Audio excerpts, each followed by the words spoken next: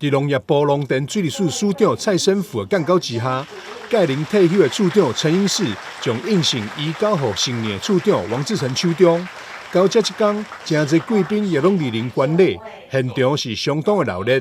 李元泉徐金喜前会长，然后再来我们杨明峰前会长，那到这个邱金义处长，那陈义士处长，那么现在即将传承给我们王志成的处长那其实这都代表一个人才，还有我们的责任。那么就是一棒接着一棒。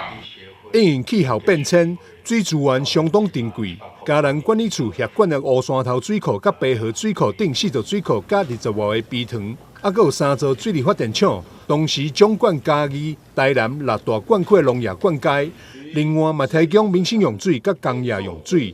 管理处的业务对着民生是相当的重要。我相信咱王处长也学经历比我丰富几10倍，所以伊来做这个处长应该是绰绰有余。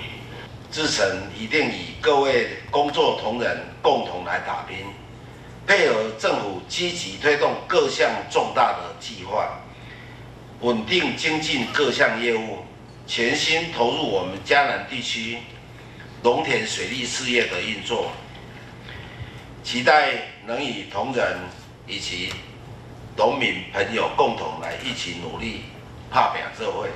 伫农田水利会改制后的嘉南管理处，前后已经有42档的工作资历。王志成为上基层的约雇人员做起，到现在的处长，伊对着水利工程业务是相当的熟悉。伊伫致辞当中表示，将会做好农业用水灌溉管理，并会争取经费改善水路，为农友做好。记者张世伟采访报道。